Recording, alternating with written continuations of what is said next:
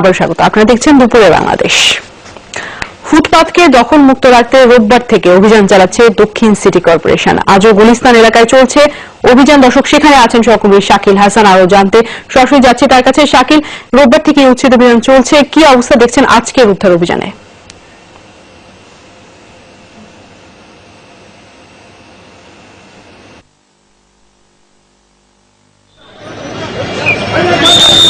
চম্পা, গতকাল ঠিক এই সময়টাতে ফুলবাড়িয়া এবং গুলিস্তান এলাকায় যে উচ্ছেদ অভিযান চালাচ্ছিল সিটি কর্পোরেশন দক্ষিণ, ঠিক একই এলাকায় একই সময়ে আজকেও আবার সেই উচ্ছেদ অভিযান চলছে। এবং আপনি দেখতে পাচ্ছেন যে সিটি কর্পোরেশন দুটি বুলডোজার নিয়ে একজন ম্যাজিস্ট্রেটের নেতৃত্বে পুলিশ সদস্যরা রয়েছেন এবং সেখানে উচ্ছেদ অভিযান চালানো হচ্ছে। এবং গতকাল যে উচ্ছেদগুলো চালানো হয়েছিল আজকেও সেই একই ফুটপাথে যেন হকাররা আবার নতুন করে বসতে না পারে, এই জন্যই আজকের এই একই এলাকায় একই সময়ে উচ্ছেদ অভিযান যে পরিচালনা করছে সিটি কর্পোরেশন।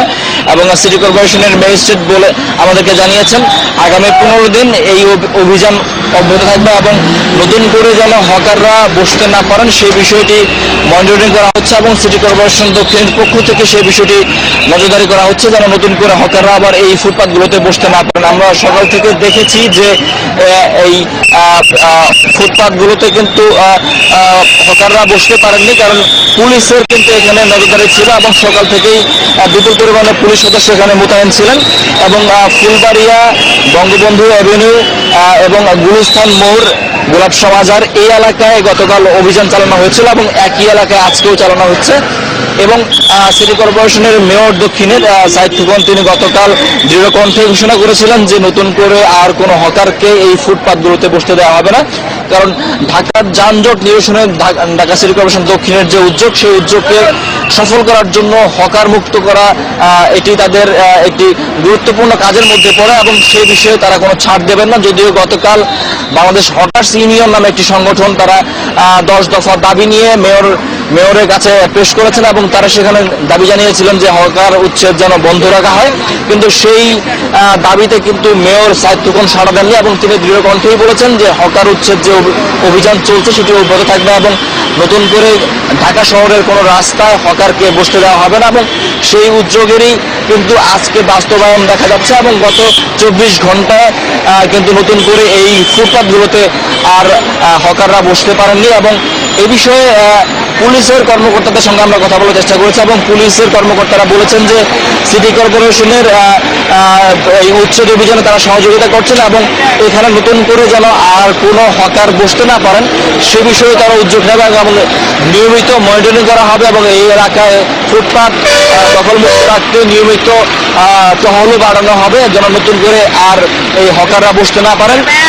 আপনি দেখছেন যে গুলিস্তান এলাকায় এবং ফুলবাড়িয়া এলাকায় উচ্ছেদ অভিযান শেষে এখন কিন্তু উচ্ছেদ দল সিটি কর্পোরেশনের তারা গুলিস্তান মোড়ের দিকে যাচ্ছেন এবং সড়কের দুই পাশেই যে ফুটপাথ রয়েছে সেটি কিন্তু উচ্ছেদ করা হয়েছে এরই মধ্যে। এবং শুধুমাত্র তারপর আমরা দেখতে পেয়েছি যে হকারদের যে সরঞ্জামগুলো রয়েছে সেই সরঞ্জামগুলো কিন্তু সড়কের পাশে বিভিন্ন জায়গায় ফেলে রাখা হয়েছে এবং বিভিন্ন ভবনের দোতলার কার্নিশে কিন্তু সেই হকারদের সরঞ্জামগুলো রাখা হয়েছে, তারা নতুন করে যেন আবার ফুটপাথে বসতে না পারেন, তাদের দোকান বসাতে। শাকিল, আপনাকে ধন্যবাদ। শাকিল জানাচ্ছেন ফুটপাথ দখল মুক্ত করছে দক্ষিণ সিটি কর্পোরেশন, সেই বিষয়ে আমরা জানছিলাম।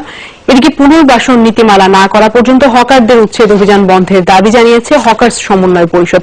প্রধানমন্ত্রী দেশে ফিরলে তার কাছে স্মারকলিপি দেওয়ার ঘোষণা দিয়েছেন তারা। সকালে প্রেস ক্লাবে 16টি হকার সংগঠনের সমাবেশ থেকে এই কর্মসূচি ঘোষণা করা হয়। নেতারা বলেন পুনর্বাসন না করে হকার উচ্ছেদের সিদ্ধান্ত আত্মঘাতী। পরিকল্পিত নগরী করতে অবশ্যই হকারদের পুনর্বাসন প্রয়োজন। রাজধানী থেকে হকারদের উচ্ছেদ করে মেয়র সাইদ খোকন প্রধানমন্ত্রীর নির্দেশ অমান্য করছেন বলেও অভিযোগ করেন তারা। সকল হকার সংগঠনের প্রতিনিধিদের নিয়ে আপনি একটি কমিটি গঠন করুন এবং প্রধানমন্ত্রী একদিকে যে সিদ্ধান্ত নিয়েছেন, যে নির্দেশনা দিয়েছেন তার আলোকে পুনর্বাসনের ব্যবস্থা গ্রহণ করুন। পারস্পরিক সহযোগিতা, মুক্ত বাণিজ্য এবং অবাধ প্রতিযোগিতামূলক বাজারই বৈশ্বিক অর্থনীতির সাফল্যের মূল রহস্য। এজন্য সংরক্ষণমূলক নীতি থেকে বের হয়ে আসার আহ্বান জানিয়েছেন ওয়ার্ল্ড ইকোনমিক ফোরাম WEF এর সদস্যরা। আজ আনুষ্ঠানিকভাবে উদ্বোধন হবে 4 দিনের সম্মেলনের। প্রধানমন্ত্রী শেখ হাসিনা, চীনের প্রেসিডেন্ট শি জিনপিং সহ প্রথমবারের মতো যোগ দিচ্ছেন অনেক রাষ্ট্র ও সরকার প্রধানরা। শিল্প, বাণিজ্য, বিনিয়োগ, উন্নয়ন ও নিরাপত্তা এই 5 বিষয়ের উপর গুরুত্ব আরোপ করে সুইজারল্যান্ডের দাভোসে শুরু হচ্ছে বিশ্ব অর্থনৈতিক ফোরামের 47তম সম্মেলন, যাতে চীনের প্রেসিডেন্ট শি জিনপিং, প্রধানমন্ত্রী শেখ হাসিনা সহ অনেক রাষ্ট্র ও সরকার প্রধানই প্রথমবারের মতো আমন্ত্রিত। তুষার ঢাকা সম্মেলন কেন্দ্রে এই আয়োজন শুরুর আগে সোমবার অতিথিদের স্বাগত জানান ফোরামের প্রতিষ্ঠাতা ক্লাউস শাব। বিশ্ব অর্থনীতির উন্নয়নে প্রতিযোগিতামূলক বাজারের উপর গুরুত্ব আরোপ করেন এই প্রবীণ অর্থনীতিবিদ। সামাজিক অন্তর্ভুক্তি, তরুণ প্রজন্মের জন্য কর্মসংস্থানের মতো ইস্যুগুলোর প্রতি আমাদের জোর দিতে হবে সম্মেলনে, কেননা বিশ্বের বেশিরভাগ তরুণ এখন হতাশা আর ঘৃণায় আচ্ছন্ন। তাদের সেখান থেকে বের করে আনার দায়িত্ব আমাদের। উন্নয়ন চাইলে পারস্পরিক সহযোগিতা, মুক্ত বাণিজ্য এবং অবাধ প্রতিযোগিতামূলক বাজারের উপর গুরুত্ব আরোপ করাই হবে সর্বশ্রেষ্ঠ পন্থা। প্রথমবারের মতো যোগ দিয়ে উদ্বোধনী অনুষ্ঠানে বক্তব্য রাখবেন চীনা প্রেসিডেন্ট শি জিনপিং। তার আগে অর্থনীতি পুনরুদ্ধারের ক্ষেত্রে সংরক্ষণমূলক নীতি প্রতিহত করার আহ্বান জানান তিনি। বিশ্বে অর্থনৈতিক উন্নয়নের জন্য প্রয়োজন মুক্ত মন মানসিকতা। সংরক্ষণমূলক ধ্যান ধারণা থেকে বের হয়ে আসাটাও গুরুত্বপূর্ণ। ব্যক্তি বিশেষের নয়, সবার অন্তর্ভুক্তি পারে একটি দেশের অর্থনীতির চাকা ঘোরাতে। এর জন্য বিনিয়োগকারী পারস্পরিক সম্পর্ক জোরদার করাও জরুরি। সংবেদনশীল এবং দায়িত্বজ্ঞান সম্পন্ন নেতৃত্ব, এই প্রতিপাদ্য নিয়ে 4 দিনের সম্মেলনে যোগ দিচ্ছেন 3000-এর বেশি অর্থনীতিবিদ, শিল্পপতি এবং রাজনৈতিক নেতৃবৃন্দ। মৌলি ইসলাম, যমুনা নিউজ। বিএনপি এখন নালিশি দলে পরিণত হয়েছে এমন মন্তব্য করে সড়ক পরিবহন ও সেতুমন্ত্রী ওবায়দুল কাদের দলটির জাম্বো জেট কমিটিকে আন্দোলনে নামার চ্যালেঞ্জ ছুড়ে দিয়েছেন।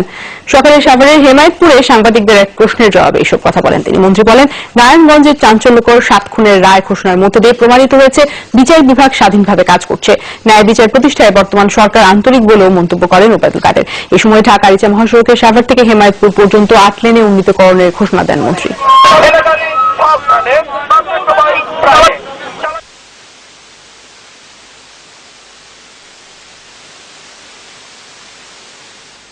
বিএনপির নামটা এখন তাদের পরিবর্তন করে বাংলাদেশ নালিশ পার্টি রাখা উচিত, কারণ নালিশ ছাড়া তাদের আর কিছু নেই। তারা নালিশ নির্ভর পার্টিতে পরিণত হয়েছে। কর্মসূচি দেয়, নেতারা ঘরে শুয়ে শুয়ে হিন্দি সিরিয়াল দেখে। গ্রহণযোগ্য নির্বাচন কমিশন গঠনই হবে রাষ্ট্রপতির সংলাপের বড় সফলতা। ইলেকট্রনিক ভোটিং মেশিন, ইভিএম এর মতো বিষয়গুলো নতুন কমিশনের উপর ছেড়ে দেওয়াই ভালো। তা না হলে সংলাপের মূল বিষয় নিয়ে বিতর্ক তৈরি হতে পারে, এমন মত নির্বাচন বিশ্লেষকদের। তারা বলছেন, উন্নত প্রযুক্তি ব্যবহারের আগে সবার আস্থা অর্জন প্রয়োজন। নির্বাচনী ব্যবস্থা আধুনিকায়নের অংশ হিসেবে ইলেকট্রনিক ভোটিং মেশিন, ইভিএম চালু করেছিল সাবেক কমিশন। বর্তমান কমিশন কমিয়ে দেয় এই যন্ত্রের ব্যবহার। শুরু থেকেই ইভিএম এর বিরোধিতা করে আসছিল বিএনপি। তাদের আশঙ্কা এতে কারচুপি হবে। সম্প্রতি রাষ্ট্রপতির সংলাপে আবারও ইভিএম চালুর আহ্বান জানিয়েছে আওয়ামী লীগ। বিশ্লেষকরা বলছেন, সময় এখন কমিশন পুনর্গঠনের, তাই মূল দৃষ্টি দেওয়া উচিত নিরপেক্ষ পরিবেশ গঠনে। আমরা নতুন সন্দেহের ক্ষেত্র সৃষ্টি করার প্রয়োজনীয়তা আছে বলে মনে করি না। আমার কাছে বোধগম্য হলো না আওয়ামী লীগ কেন রাষ্ট্রপতির সাথে সংলাপের ব্যাপারে ইভিএম এর কথা বলল। ইভিএম এর সাথে নির্বাচন কমিশনের পুনর্গঠনের কোনো সম্পর্ক নেই। ইভিএম হবে ইলেকট্রনিক হবে, এটা হবে নির্বাচন কমিশনের সিদ্ধান্ত। এখন আমরা যে পর্যায়ে আছি সেটা হচ্ছে নির্বাচন কমিশন গঠন প্রক্রিয়া। গঠনের সাথে ই ভোটিং অন্যান্য বিতর্ক এখন আসা উচিত না। তাদের মতে, সময়ের সাথে প্রযুক্তির উন্নয়ন নিঃসন্দেহে গ্রহণযোগ্য, তবে ভোটের মতো স্পর্শকাতর বিষয়ে সবার আস্থা অর্জন জরুরি। উভয় ক্যান্ডিডেট এবং সব পার্টি একমত হলে ইভিএমটা কিন্তু এটা ব্যয় সাশ্রয়ী, সময় সাশ্রয়ী সিস্টেম, কিন্তু এটা আপনার সমস্ত ভোটিং সিস্টেমের নির্ভুলতা নিশ্চিত করতে পারবে না। কমিশন বায়াস হয়ে যদি আমি কাউকে রেজাল্ট পরিবর্তন করতে চাই, এটা ইভিএম সম্ভব। ডিজিটাল হাইওয়েতে আমাদেরকে পদার্পণ করতে হবে। এর মধ্যে আমরা শুরু করেছি, এর কোনো বিকল্প নেই। তবে এই মুহূর্তে আমার মনে হয় এই যে ইভিএম এর মতো পদ্ধতি আমাদের জাতীয় নির্বাচনে ব্যবহার করার ব্যাপারে আমাদের চিন্তা ভাবনা করা দরকার গভীরভাবে। 2010 সালে চট্টগ্রাম সিটি নির্বাচনে প্রথম ব্যবহৃত হয় ইভিএম। রাসেল আহমেদ, যমুনা নিউজ, ঢাকা। দেশের 16তম প্রধান বিচারপতি এম রুহুল আমিন আর নেই। ইন্না লিল্লাহি ওয়া ইন্না ইলাইহি রাজিউন। ভোরে সিঙ্গাপুরের এক হাসপাতালে চিকিৎসাধীন অবস্থায় তিনি শেষ নিঃশ্বাস ত্যাগ করেন। সেখানে তার ওপেন হার্ট সার্জারি হয়েছিল। 2008 সালের 1 জুন প্রধান বিচারপতি হিসেবে দায়িত্ব নেন রুহুল আমিন। অবসরে যান 2009 সালের 22 ডিসেম্বর। এর আগে 2004 থেকে 2009 সাল পর্যন্ত জুডিশিয়াল সার্ভিস কমিশনের চেয়ারম্যান হিসেবে দায়িত্ব পালন করেন তিনি। 1967 সালে জুডিশিয়াল সার্ভিসে যোগ দেন রুহুল আমিন।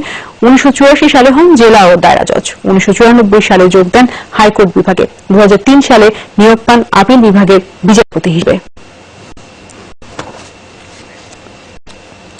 মালয়েশিয়া থেকে ফিরে খুন হলেন সিরাজগঞ্জের শফিউল ইসলাম। সকালে গাজীপুরের কালীগঞ্জের হায়দ্রাবাদে রেল লাইনের পাশ থেকে এই প্রবাসী মরদেহ উদ্ধার করে পুলিশ। স্থানীয়দের কাছ থেকে খবর পেয়ে পুলিশ গিয়ে শফিকুলের লাশ উদ্ধার করে।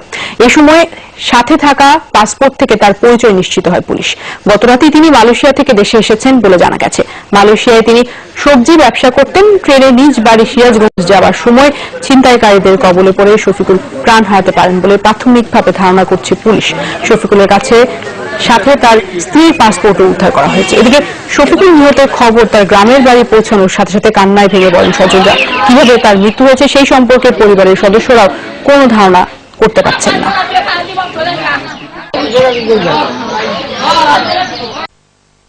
বিমান থেকে নামার পরে এয়ারপোর্টে নামার পরে ওর তার স্বাস্থ্য সাথে কন্ট্যাক্ট হয়েছে ফোনে। তারপরে কিভাবে সে মানে কোনো ট্যাক্সিতে উঠছে কিনা ট্রেনে উঠছে এটা কেউ জানে না। ফোন দিতেছে যে আমার গোলাম শফিকুল যেটা মারা গেছে, আপনি ফোন দিতে ঢাকা থেকে। সাতক্ষীরায় ছাত্রলীগ নেতা ইমন শেখকে হত্যা করেছে দুর্বৃত্তরা। সকালে ধুলিহর এলাকার একটি মাছের ঘের থেকে তার মরদেহ উদ্ধার করে পুলিশ। এই বিষয়ে সবশেষ খবর জানাতে যোগ দিয়েছেন সহকর্মী আহসানুর রহমান রাজীব। ছাত্রলীগ নেতার মৃত্যুর বিষয়ে পুলিশ কি বলছে? এই ঘটনায় কাউকে আটক করা গেছে কিনা? লাশ উদ্ধারের পরপরই কিন্তু পুলিশের ঊর্ধ্বতন কর্মকর্তারা ঘটনাস্থল পরিদর্শন করেছেন এবং তারা এখন পর্যন্ত ওই এলাকায় অভিযান চালাচ্ছেন। সর্বশেষ আমাদের কাছে যে তথ্যটি জানিয়েছে পুলিশ, 2 জনকে কিন্তু জিজ্ঞাসাবাদের জন্য আটক করা হয়েছে এবং তাদেরকে আটকের পরেই কিন্তু আসলে জিজ্ঞাসাবাদ করে আসলে বিস্তারিত জানা যাবে বলে পুলিশ জানাচ্ছে। রাজীব, ধন্যবাদ আপনাকে। শেরপুর শহরে সরকারি জায়গায় গড়ে উঠেছে অবৈধ নানা স্থাপনা। কোথাও কোথাও চলছে দখলের পায়তারা। এলাকাবাসীর অভিযোগ, প্রশাসনের নাকের ডগায় সব চললেও নির্বিকার তারা। সড়ক ও জনপদ বিভাগের সাথে কথা বলে প্রয়োজনীয় পদক্ষেপ নেওয়ার আশ্বাস জেলা প্রশাসকের। কালীর বাজার এলাকার 3তলা এই ভবনটি শেরপুর চেম্বার অব কমার্সের, যেটি সরকারি জায়গায় অবৈধভাবে গড়ে তোলা হয়েছে। একই অবস্থা শহরের বিভিন্ন স্থানেও। মাধবনগর এলাকার এই জায়গাটি সড়ক ও জনপথের, যেখানে গড়ে উঠেছে রাজনৈতিক দলের কার্যালয়, রয়েছে বিভিন্ন সামাজিক সংগঠনের অফিস সহ আর নানা স্থাপনাও। স্থানীয়দের অভিযোগ, এগুলো কোনোটি অনেক পুরনো, আছে নতুন স্থাপনা, কোথাও আবার চলছে দখলের পায়তারা। সব দেখেও নির্বিকার কর্তৃপক্ষ। সড়ক ও জনপথের জায়গা, এই সমস্ত জায়গায় যে rotary club, red crescent, Sherpur press ক্লাবের মতো প্রতিষ্ঠান যদি হয় তাহলে সরকারি জায়গা, তাহলে সাধারণ মানুষ তো সরকারি ভূমি দখল করার জন্য উদ্বুদ্ধ হবে না। দল এটা সম্মানের নিচে, চাপকালাবের নিচে, মুক্তিযোদ্ধারের নিচে এইভাবে দখল করে হাইট আছে। সরকারি জায়গায় কিভাবে গড়ে উঠল স্থাপনা, তার উত্তর দিলেন দখলদাররা। আমাদের শেরপুর চেম্বার কমার্স এন্ড ইন্ডাস্ট্রির বিল্ডিংটা, এটা আগে বণিক সমিতির ছিল, লিজ নিয়েছিল 100 না ভিত্তিকে। তার পরবর্তীতে আমরা ওইভাবেই চেম্বার অব কমার্স হয়েছে এবং ওইভাবে চালিয়ে আসতেছি। সড়ক জনপথ বিভাগ এটা ভেঙে দেয় তাহলে হয়তো আমাদের আর কিছু করার থাকবে না। আমাদের হয়তো অন্যত্র কোনো জায়গা বরাদ্দ নিয়ে অথবা ভাড়া নিয়ে সেখানে ঘর তুলতে হবে। সরকারি জায়গায় অবৈধ স্থাপনার কথা জানা আছে জেলা প্রশাসকের। বললেন, সড়ক ও জনপদ বিভাগের সাথে কথা বলে নেওয়া হবে প্রয়োজনীয় পদক্ষেপ। উচ্ছেদ একটা নোটিশ সৃজন করতে হয়, তারপর একটা প্রক্রিয়ার মধ্যে দিয়ে যেতে হয়, তারপর একজন নির্বাহী ম্যাজিস্ট্রেটকে নিয়োগ করতে হয়, তারপর গিয়ে আইন প্রয়োগকারী সংস্থাকে জানানো হয়। এ বিষয়ে বারবার যোগাযোগ করেও পাওয়া যায়নি সড়ক ও জনপদ বিভাগের নির্বাহী প্রকৌশলীকে। তবে উপবিভাগীয় প্রকৌশলী জানিয়েছেন ম্যাজিস্ট্রেট নিয়োগ হলেই চালানো হবে উচ্ছেদ অভিযান। ওবায়দুর রহমান, যমুনা নিউজ। এ পর্যায়ে ব্যবসা বাণিজ্যের খবর জানতে চলে যাচ্ছি সহকর্মী সীমা ভৌমিকের কাছে। সীমা, কি খবর থাকছে? ধন্যবাদ টুম্পা। কমার্স ব্যাংকের একটি খবর থাকছে। ব্যাংকিং খাতে কিন্তু আমরা নানা অনিয়ম দুর্নীতির কথা গত কয়েকদিন ধরে আমাদের রিপোর্টে যাচ্ছে। ব্যাংকিং কমিশন গঠনের কথা বলছেন বিশেষজ্ঞরা। তার খবর দেব দর্শক, সেই সাথে আপনাদেরকে পাটের বাজারেরও একটি খবর জানাবো। তবে সবগুলো খবর দেবার আগে নিচ্ছি ছোট্ট একটা বিরতি, সাথেই থাকবেন।